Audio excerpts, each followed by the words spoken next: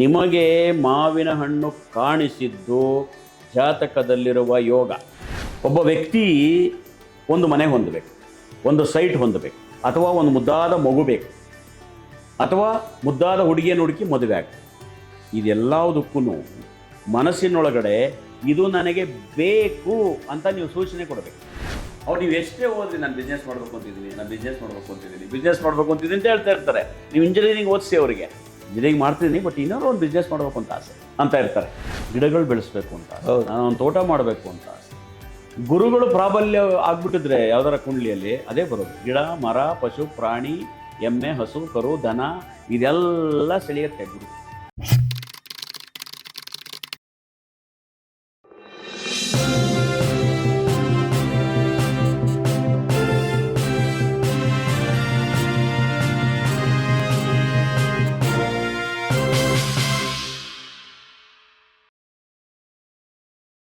ಅಲ್ಲ, ಈಗ ಅವರವರ ಹಣೆ ಬರದಲ್ಲೋ ಅವರವರ ಜಾತಕದಲ್ಲೋ ಅವರವರ ಕುಂಡಲಿನಿಯಲ್ಲೋ ಯಾವ್ಯಾವುದು ಬರೆದಿದೆ ಅದು ಗೊತ್ತಾಗದೇ ಆಗುವಂಥ ಅನಾಹುತಗಳ ಬಗ್ಗೆ ನೀವು ಇಲ್ಲಿವರೆಗೆ ಹೇಳಿದ್ರಿ. ಒಬ್ಬ ಅತ್ಯಂತ ದಿನಗೂಲಿ ಮಾಡುವ, ಊಟವನ್ನು ದಿನಕ್ಕೆ ದುಡ್ಕೊಂಡು ತಿನ್ನುವ ಒಬ್ಬ ವ್ಯಕ್ತಿಯ ಮಗಳ ಜಾತಕದಲ್ಲಿ ಬಹಳ ದೊಡ್ಡ ಒಂದು MBBS MD ಇನ್ನೊಂದೋ ಮಗದೊಂದೋ ಮಾಡುವ ಯೋಗ ಇದೆ ಅಂತ ನೀವು ಹೇಳ್ತೀರಿ ಅಂತಲೇ ಇಟ್ಕೊಳ್ಳೋಣ, ಅಥವಾ ನಿಮಗೆ ಗೋಚರಿಸ್ತದೆ. ಅದು ಸಾಧ್ಯ ಆಗತ್ತಾ? ಇದುವರೆಗಿನ ಕೆಲವು ನಾವು ನೋಡುತ್ತಿರುವ ನಮ್ಮ ಜೀವನ ಸುತ್ತಮುತ್ತ ನೋಡುತ್ತಿರುವಂಥ ಉದಾಹರಣೆಗಳಲ್ಲಿ ಹಲವಾರು ಸಾಧ್ಯತೆ ಆಗಿದೆ. ಯಾಕೆಂದರೆ ನಮ್ಮ ಊರಿನಲ್ಲೇ ಒಂದು ಉದಾಹರಣೆ, ಈ ಮಾರ್ಕೆಟ್ನಲ್ಲಿ ರಸ್ತೆ ಬದಿಯಲ್ಲಿ ಸೌತೆಕಾಯಿ ಮಾರ್ತಿದ್ರು. ಆ ಕುಟುಂಬ ಸೌತೆಕಾಯಿ ಮಾರ್ತಿದ್ರು. ಅವರ ಮಗ ಓದಿ ಓದಿ ಓದಿ ಓದಿ ಅತ್ಯಂತ ದೊಡ್ಡ ಸ್ಥಾನಕ್ಕೆ IAS KS ಅಧಿಕಾರಿ ಆದ. ಅವರು ಈಗಲೂ ಸೌತೆಕಾಯಿ ಮಾರುತ್ತಲೇ ಇದ್ದಾರೆ, ಅದು ಬೇರೆ ವಿಚಾರ. ಇದು ಸಾಧ್ಯತೆ ಇದೆ ಅಥವಾ ಸಾಧ್ಯತೆ ಇತ್ತು ಒಂದು ಕಾಲದಲ್ಲಿ. ಈ ತುಂಬ ಪ್ರತಿಭಾವಂತ ಮಕ್ಕಳಿಗೆ ಈ ಸ್ಕಾಲರ್ಶಿಪ್ ಕೊಟ್ಟು ಓದಿಸೋದು, ಅಥವಾ ಯಾವುದೋ ಒಂದು ಸಂಸ್ಥೆ ಅವರ ಜವಾಬ್ದಾರಿ ತಗೊಳ್ಳೋದು, ಅಥವಾ ಸರ್ಕಾರವೇ ಅವರಿಗೆ ತುಂಬ ಡಿಡಕ್ಷನ್ನ ಕೊಡೋದು. ಅಂಬೇಡ್ಕರ್ನೇ ಇದ್ದಾರಲ್ಲ, ಅಂಬೇಡ್ಕರ್ ಇದಲ್ಲ, ಅವ್ರಿಗಿಂತ ಉದಾಹರಣೆ ಬೇಕಾ? ಇದು ಸರ್ಕಾರದಲ್ಲಿ ಅದಕ್ಕೆ ಪ್ರಾಧಾನ್ಯತೆ ಇದೆ. ತುಂಬ ಮೆರಿಟ್ ಇರತಕ್ಕಂಥ ವಿದ್ಯಾರ್ಥಿ ಈಗಂತೂ ತುಂಬ ಇದೆ ವಿದ್ಯಾರ್ಥಿಗಳಿಗೆ. ಅದಕ್ಕೆಲ್ಲ ಈ ಚಾರಿಟಿ ಸಂಸ್ಥೆಗಳು ನಾವೇ ಓದಿಸ್ಬಿಡ್ತೀವಿ ಅಂತೆಲ್ಲ ತಗೊಳ್ಳೋ ಇದು ಆ ಯೋಗ ಕೂಡ ಬರಬೇಕಾದಕ್ಕೂ ಕುಂಡಲಿಯಲ್ಲಿರುವ ಯೋಗವೇ ಕಾರಣ ಆಗುತ್ತೆ. ಅಲ್ಲ, ಈಗ ನೀವು ಮಾರ್ಕ್ ತಗೊಂಡ್ಬಿಟ್ರೆ ನಿಮಗೆ ಈಗ ಎಂಥವ್ರ ಮಕ್ಕಳಿಗೂ ನೀವು MBBS ಮಾಡಿದ್ರೆ 1.5-2 ಲಕ್ಷದ ಒಳಗೆ ಅವರು ಏನೂ ಕಟ್ಟಬೇಕಾಗಿಲ್ಲ. ಹೌದು. ಉಳಿದ ಎಲ್ಲ 60-70 ಲಕ್ಷ ಗೌರ್ಮೆಂಟೇ ನೋಡುತ್ತೆ. ಆ ಒಂದು ಯೋಗ ಇದ್ದರೂ ಕೂಡ, ಅಂತ ಕೆಳ ಹಂತದಲ್ಲೇ ಇದ್ದರೂ ಕೂಡ ಆ ವ್ಯಕ್ತಿ ಸಾಧಿಸಬಹುದು. ಎರಡನೇ ವಿಚಾರಕ್ಕೆ ಬರೋಣ. ಒಂದು ವೇಳೆ ಉನ್ನತ ಅಂಕಗಳನ್ನು ಆ ವ್ಯಕ್ತಿ ಹೊಂದಿಲ್ಲ, ಆದರೆ ಕನಸು ಕಾಣ್ತಾ ಇದ್ದಾನೆ ಪಾಪ, ಅವನಿಗೇನೋ ನಾನು ವೈದ್ಯ ಆಗಬೇಕು ಅಥವಾ ಇಂಜಿನಿಯರ್ ಆಗಬೇಕು ಅಂತ ಆಸೆ.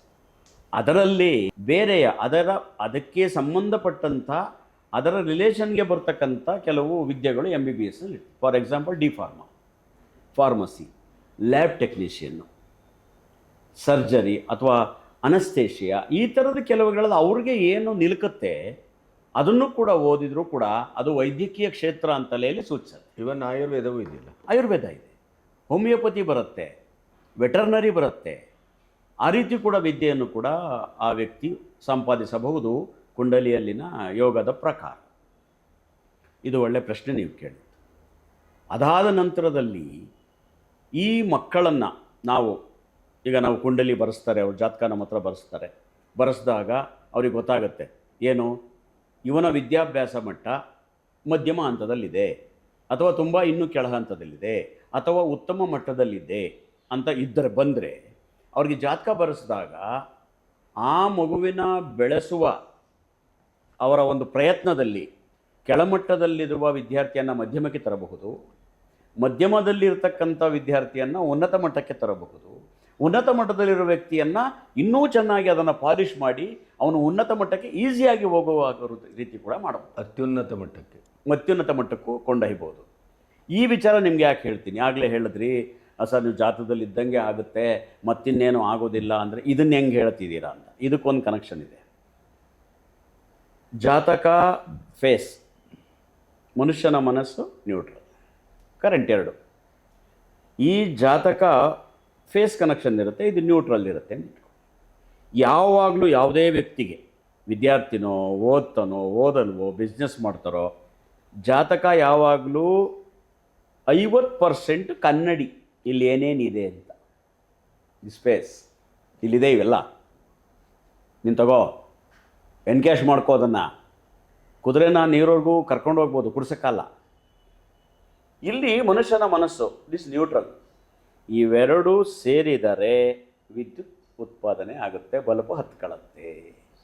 ಪ್ರಯತ್ನ ಬೇಕು. ಈ ಹಂತದಲ್ಲಿ ಯಾವ ಮಟ್ಟದ ಜ್ಞಾನದವರಾದರೂ ತಮ್ಮ ಪ್ರಯತ್ನದಿಂದ ಉನ್ನತ ಮಟ್ಟಕ್ಕೆ ಹೋಗಬಹುದು.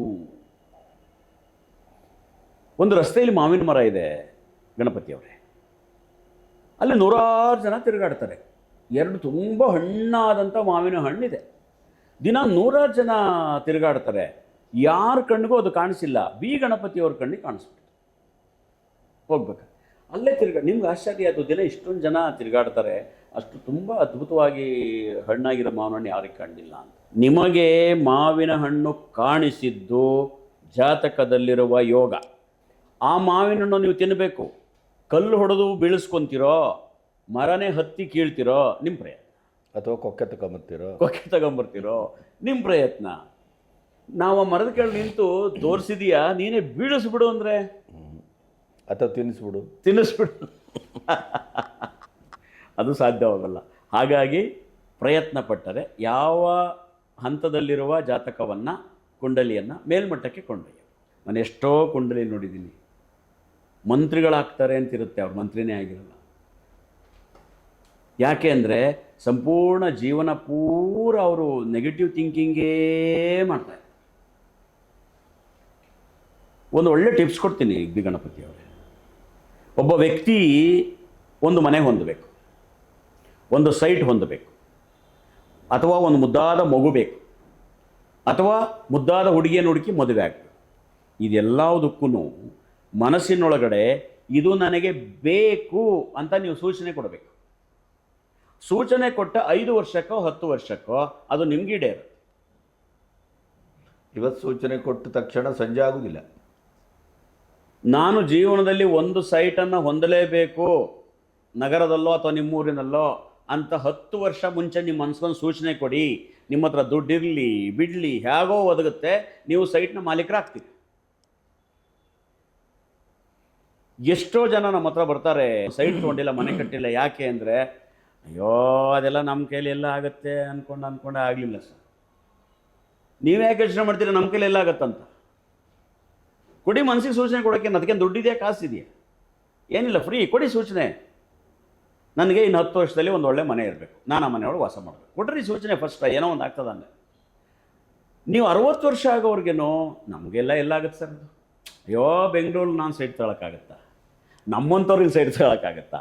ನಮ್ಮಂಥವ್ರಲ್ಲಿ ಮನೆ ಕಟ್ಟೋಕ್ಕಾಗತ್ತಾ? ಕಟ್ಟೋಕ್ಕೇ ಆಗಲ್ಲ.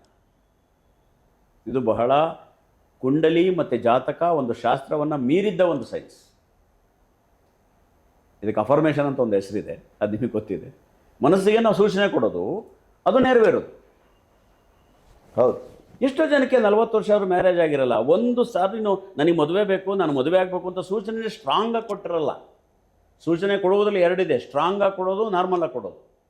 ಸ್ಟ್ರಾಂಗಾಗಿ ಕೊಡಿ, ನನಗೆ ಬೇಕು ಮದುವೆ. ಅಯ್ಯೋ ಈ ಕಾಲದಲ್ಲಿ ಯಾರು ನನಗೆ ಹೆಣ್ಣು ಕೊಡ್ತಾರೆ? ಮದುವೆ ಆಗಿ ನಾನು ಹೇಗೆ ಹೆಂಡತಿ ಸಾಕಲಿ?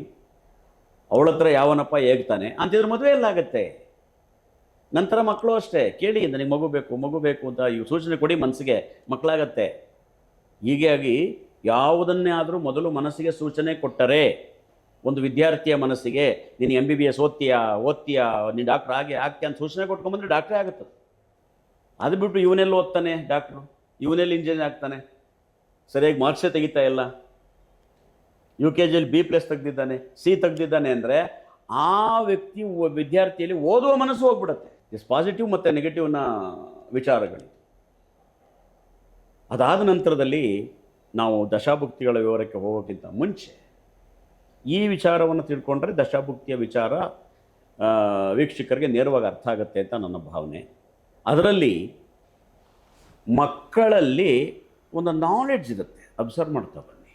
ಒಂದು ನಾಲೆಡ್ಜು ತನಗೇ ಗೊತ್ತಿಲ್ಲದ ಹಾಗೆ ಒಂದು ನಾಲೆಡ್ಜ್ ಇದೆ.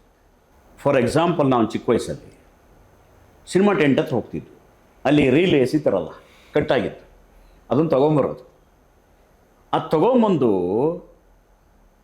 ಸೂರ್ಯನ ಕಿರಣವನ್ನು ಆಧಾರಾಗಿಟ್ಕೊಂಡು ಕನ್ನಡಿಯಿಂದ ನಾವು ಗೋಡೆಗೆ ಬಿಟ್ಕೊಂಡು ಒಂದು ಬಲ್ಪ್ಗೆ ನೀರು ತುಂಬಿ, ಆ ಬಲ್ಪ್ ನೀರು ತುಂಬಿದ ಹಿಂಭಾಗದಲ್ಲಿ ಅದು ಹಿಡಿದ್ರೆ ಆ ಸ್ಕ್ರೀನ್ ಮೇಲೆ ದೊಡ್ಡದಾಗಿ ಹೋಗುತ್ತೆ. ಹುಡುಗನ ಸೇರಿಸ್ಕೊಂಡು ನಾನು ಸಿನಿಮಾ ಬಿಡ್ತಿದ್ದೆ. ಬಲ್ಪಿಂಗ್ ಇಡೋ ಬಲ್ಪನ್ನ ಒಳಗಡೆ ಫಿಲಮೆಂಟ್ ಮಾತ್ರ ಇಡೀ ಗಾಜು ಹೊಡೆದಾಗದಂಗೆ ತೆಗಿಯೋದು, ಅದನ್ನು ಚಮ್ ಥರ ಮಾಡೋದು, ನೀರು ಥರ ನೀರು ಹಾಕೋದು. ನೀವು ಏನು ಹಿಡಿದ್ರು ಇಷ್ಟಪ್ಪ ಕಾಣ್ತದೆ ಹಿಂದೆ ಆ ರೀಲ್ ಹಿಡಿಯೋದು. ಅದನ್ನ ಅಲ್ಲಿ ಬಿಟ್ಟು ಹಾಗೆ ಯಾಕೆ ಮಾಡ್ತಿದ್ದು ಅಂದರೆ ನಾವು ಸಿನಿಮಾದಲ್ಲಿ ಬಂದು ನಟರೋ ನಿರ್ದೇಶಕರು ಆಗ್ಬೇಕಂತ. ಆ ಜ್ಞಾನ ಎಲ್ಲಿತ್ತು? ನಮ್ಗೆ 10 ವರ್ಷ ಆದಾಗಿತ್ತು. ಆ ರೀತಿ ಜ್ಞಾನ ಯಾಕೆ ಬಂತು? ನನ್ನ ಕುಂಡೆಯಲ್ಲಿ ಶುಕ್ರ ಸ್ಟ್ರಾಂಗ್ ಇದೆ. Very simple. ಶುಕ್ರ ಇಸ್ ಕಲೆ. ರವಿ ಶುಕ್ರ 10ನೇ ಮಲ್ಲಿದ್ದಾರೆ, ಕಲೆ. ಅದ್ರ ಬಗ್ಗೆ ಆಸಕ್ತಿ ಎಳೆಯುತ್ತೆ. ಓದಿಗಿಂತ ಜಾಸ್ತಿ ಪರ್ಸೆಂಟೇಜ್ ಅದ್ರ ಬಗ್ಗೆ ಎಳೆಯುತ್ತೆ. ಆ ರೀತಿ ನಿಮ್ಮ ಮಕ್ಕಳಲ್ಲಿ ಇದನ್ನು ಫಸ್ಟು ಜಾತಕ ಬರೆಸಿದಾಗ ತಿಳ್ಕೊಬೇಕು, ಇವನಿಗೆ ಯಾವುದ್ರ ಬಗ್ಗೆ ಗಮನ ಜಾಸ್ತಿ ಇದೆ. ನೋಡಿ, ಇಲ್ಲಿ ನೋಡ್ತಾ ಇದ್ದೀರಿ ಈ ಮೇಷರಾಶಿ, ಇದಕ್ಕೆ ಕುಜ ಅಧಿಪತಿ. ಈ ರಾಶಿಯ ಅಧಿಪತಿ ಕುಜ ಏನು ತುಂಬ ಸ್ಟ್ರಾಂಗ್ ಇದ್ದರೆ ಆ ವ್ಯಕ್ತಿಯಲ್ಲಿ ತಾಂತ್ರಿಕತೆ, ಟೆಕ್ನಿಕಲ್, ಪೊಲೀಸ್ ಡಿಪಾರ್ಟ್ಮೆಂಟ್, ಮಿಲಿಟರಿ, ಆಮೇಲೆ ಸ್ಪೋರ್ಟ್ಸ್ ಮೇಜರ್ ಆಗಿ ಈ ರೀತಿ ಆ್ಯಕ್ಟಿವಿಟೀಸ್ ಬಗ್ಗೆ ಅವ್ರಿಗೆ ಗಮನ ಇರುತ್ತೆ. Then next politics. ಇಷ್ಟು ವಿಚಾರಗಳಲ್ಲಿ ಅವ್ರಿಗೆ ಆಸಕ್ತಿ ಇದ್ದೇ ಇರುತ್ತದೆ. ನೀವು ಯಾವುದೇ ಕೋನದಿಂದ ಕರೆದ್ರೂ ಅದಕ್ಕೆ ಅವರು ಒಪ್ಕೋತಾ ಇರ್ತಾರೆ. ಆಮೇಲೆ ಇನ್ನೊಂದು ಕ್ಷೇತ್ರ ಇದೆ ವ್ಯಾವಹಾರಿಕ. ವ್ಯಾವಹಾರಿಕ ಕ್ಷೇತ್ರದಲ್ಲಿ ಅವನು ನಾಲೆಡ್ಜ್ ಇದ್ದಾನೆ ಅಂತಂದರೆ ಅವನ ಕುಂಡಲಿಯಲ್ಲಿ ರವಿ, ಬುಧ, ಶುಕ್ರ ಸ್ಟ್ರಾಂಗ್ ಇರುತ್ತೆ. This business management. ಅವ್ರು ನೀವು ಎಷ್ಟೇ ಓದ್ರಿ, ನಾನು ಬಿಸ್ನೆಸ್ ಮಾಡಬೇಕು ಅಂತಿದ್ದೀನಿ, ನಾನು ಬಿಸ್ನೆಸ್ ಮಾಡಬೇಕು ಅಂತಿದ್ದೀನಿ, ಬಿಸ್ನೆಸ್ ಮಾಡಬೇಕು ಅಂತಿದ್ದೀನಿ ಅಂತ ಹೇಳ್ತಾ ಇರ್ತಾರೆ. ನೀವು ಇಂಜಿನಿಯರಿಂಗ್ ಓದಿಸಿ ಅವರಿಗೆ, ಇಂಜಿನಿಯರಿಂಗ್ ಮಾಡ್ತಿದ್ದೀನಿ ಬಟ್ ಇನ್ನೊಂದು ಒಂದು ಬಿಸ್ನೆಸ್ ಮಾಡಬೇಕು ಅಂತ ಆಸೆ ಅಂತ ಇರ್ತಾರೆ. ಭಾಳಷ್ಟು ಜನ ಮಾಡ್ತಾನೂ ಇರ್ತಾರೆ. ಇನ್ನೊಂದು ಕಡೆ ಯಾವುದೋ ಒಂದು ಬಿಸ್ನೆಸ್ನ ಆರಂಭಿಸಿ ಅವರು ಒಂದು ಸ್ಲೀಪಿಂಗ್ ಪಾರ್ಟ್ನರ್ ಥರ ಏನೋ ಆಗಿ ಕೆಲಸನೂ ಮಾಡ್ತಿರ್ತಾರೆ. ಹೌದು. ಇನ್ನೊಂದು ಮಕ್ಕಳಲ್ಲಿ ಬರುತ್ತೆ ಮನರಂಜನೆ. ಅದೊಂದು ಗಮನಿಸಬೇಕು. ನನಗೆ ಅವ್ರು ಯಾವಾಗಲೂ ಹಾಡೆ ಕಂಡ್ರೆ ಇಷ್ಟ, ಸಂಗೀತ ಕಂಡ್ರೆ ಇಷ್ಟ, ಅವತ್ತು ವೋಕಲ್ ಇಷ್ಟ, ಅಭಿನಯ ಇಷ್ಟ, ನಿರೂಪಣೆ ಇಷ್ಟ. ಅವ್ರ ಕುಂಡ್ಲಿಯಲ್ಲಿ ಬುಧ ಮತ್ತು ಶುಕ್ರ, ರವಿ ಸ್ಟ್ರಾಂಗ್ ಇರ್ತಾರೆ. ಅದನ್ನು ಗಮನಿಸ್ಕೊಂಡು ನೋಡ್ಕೋಬೇಕು. ಮತ್ತು ಬೇರೆ ವಿದ್ಯಾಭ್ಯಾಸಕ್ಕೂ ಆಗುತ್ತೆ. ಇದು ಹವ್ಯಾಸಗಳ ಬಗ್ಗೆ ನಾನು ಮಾತಾಡ್ತಾ ಇದ್ದೀನಿ. ಇನ್ನೊಂದು ಧಾರ್ಮಿಕ ಮತ್ತು ಆಧ್ಯಾತ್ಮಿಕ. ಇನ್ನೊಂದು ಮನೋಭಾವನೆ ಇರುತ್ತೆ. ಯಾವಾಗಲೂ ಪೂಜೆ ಮಾಡಬೇಕು, ನಾನು ಮಂತ್ರ ಕಲಿಬೇಕು, ನಾನು ಯೋಗ ಮಾಡಬೇಕು, ಧ್ಯಾನ ಮಾಡಬೇಕು, ಜಪ ಮಾಡಬೇಕು ಅಂತಿರ್ತಾರೆ. ಇಲ್ಲಿ ನಮಗೆ ಬರ್ತಾರೆ ಕೆಲವರೆಲ್ಲ 30 ವರ್ಷ ಸರ್ ಮದುವೆ ಮಾಡೋಣ ಅಂದರೆ ಅವನೇನು ಸರ್ ಯಾವಾಗಲೂ ರುದ್ರಾಕ್ಷಿ ಹಾಕ್ಕೊಂಡು ಅದ್ರಲ್ಲಿ ಹೋಗ್ತೀನಿ, ಕುಂಭಮೇಳಕ್ಕೆ ಹೋಗ್ತೀನಿ, ಅಲ್ಲಿ ಹೋಗ್ತೀನಿ ಅಂತಾರೆ. ಇವನಿಗೇನು ಮದುವೆ ಮಾಡೋ ಸರ್ ಅಂತ ಇರ್ತಾರೆ. ನಾನು ಅವ್ರಿಗೆ ಹೇಳಿದ್ರಿ, ಅವ್ರ ಕುಂಡ್ಲಿಯಲ್ಲಿ ಗುರು ಸ್ಟ್ರಾಂಗ್ ಇದೆ, ಮಾಡ್ಕೊಳ್ಳಿ ಬಿಡಿ, ಅದು ಎಳೆಯುತ್ತೆ ಮನಸ್ಸಲ್ಲಿಗೆ. ಹಂಗನ್ಬಿಟ್ಟು ಅವ್ರೇನು ಸನ್ಯಾಸಿ ಆಗ್ತಾರೆ ಅಂತಲ್ಲ, ಅದರ ಜೊತೆಗೆ ಅದನ್ನು ಮಾಡ್ತಾರೆ. ಸಂಸಾರವನ್ನು ಇನ್ನೂ ಚೆನ್ನಾಗಿ ನಿಭಾಯಿಸ್ತಾರೆ. ಈ ಬುಧ ಗುರು ಇದ್ದರೆ ಆಧ್ಯಾತ್ಮಿಕ ಕ್ಷೇತ್ರ. ನೆಕ್ಸ್ಟ್ ಇನ್ನೊಂದಿದೆ, ಇನ್ನೊಂದು ಮೆಂಟಾಲಿಟಿ ಮಕ್ಕಳಲ್ಲಿ, ರಿಸರ್ಚ್, ಸಂಶೋಧನೆ. ಅದಕ್ಕೆ ರಾಹು ಕೇತುಗಳು ಪ್ರಬಲವಾಗಿದ್ದರೆ ಯಾರ ಕುಂಡಲಿಯಲ್ಲಿ ಅವರು ತುಂಬ ಆಳಕ್ಕೆ ಹೋಗಿ ಪ್ರತಿಯೊಂದನ್ನು ಅಧ್ಯಯನ ಮಾಡ್ತಾರೆ. ನೀವು ಅದನ್ನು ವೈಲ್ಡ್ ಫೋಟೋಗ್ರಾಫರ್ಸ್ ನೀವು ನೋಡಿರ್ಬೋದು, ಅವ್ರಿಗೆಲ್ಲ ರಾಹು ಚೆನ್ನಾಗಿರುತ್ತೆ. ವೈಲ್ಡ್ ಫೋಟೋಗ್ರಾಫರ್ ಒಂದು ಸಣ್ಣ ಒಂದು ಜೇಡ ಅದು ನೋಡಿಕೊಂಡು ಹೋಗ್ತಾನೆ. ಒಂದು ತಿಂಗಳು ಅದ್ರ ಬಗ್ಗೆ ಅಧ್ಯಯನ ಮಾಡ್ತಾನೆ. ಅದು ಯಾವಾಗ ಮಲ್ಕೊಳ್ಳುತ್ತೆ, ಯಾವಾಗ ಎದ್ದಿರುತ್ತೆ, ಯಾವಾಗ ಆಹಾರ ಹುಡುಕುತ್ತೆ. ದಿಸ್ ರಾಹುಕೇತು. ಅವ್ರು ಸಾಮಾನ್ಯವಾಗಿ ಜೀವನದಲ್ಲಿ ಸೈಂಟಿಸ್ಟ್ಗಳಾಗ್ತಾರೆ, ವೈದ್ಯಕೀಯ ಕ್ಷೇತ್ರಕ್ಕೆ ಹೋಗ್ತಾರೆ, ರಿಸರ್ಚ್ ಮಾಡತಕ್ಕಂಥ ಇದಕ್ಕೆ ಹೋಗ್ತಾರೆ, ಇತಿಹಾಸ ಸಂಶೋಧನೆ ವಿಭಾಗಕ್ಕೆ ಅವರು ಹೋಗ್ತಾರೆ. ನಾನು ತಾಂತ್ರಿಕತೆ ಬಗ್ಗೆ ಆಗಲೇ ಹೇಳಿದೆ, ಕುಜ ರವಿ ಚೆನ್ನಾಗಿದೆ. ಟೆಕ್ನಿಕಲ್ಲು ಮತ್ತು ಮಿಲ್ಟ್ರಿ ಅದಕ್ಕೆ ಹೋಗ್ತಾರೆ. ಸಾಹಿತ್ಯ ಸಂಗೀತ ಅಂದರೆ ಶುಕ್ರ ಇದಕ್ಕೆ ಹೋಗ್ತಾರೆ.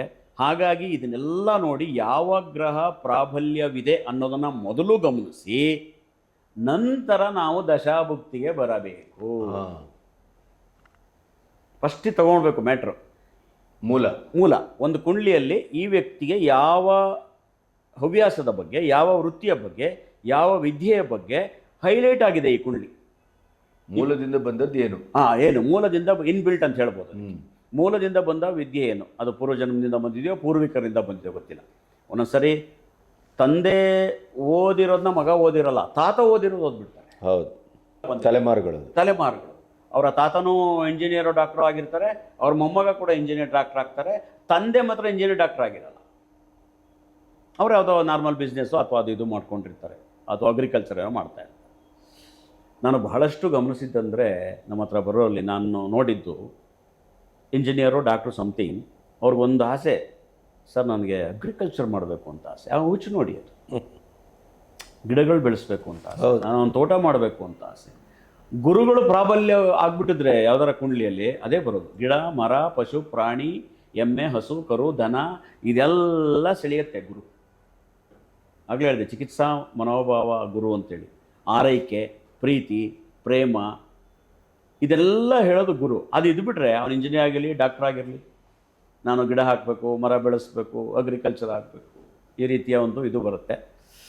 ಹಾಗಾಗಿ ಕುಂಡಲಿಯಲ್ಲಿ ನಾವು ಬಹಳ ಮುಖ್ಯವಾಗಿ ಗಮನಿಸಬೇಕಾಗುತ್ತಂತಂದರೆ ದಶಾಭುಕ್ತಿಯನ್ನು ಗಮನಿಸಬೇಕು.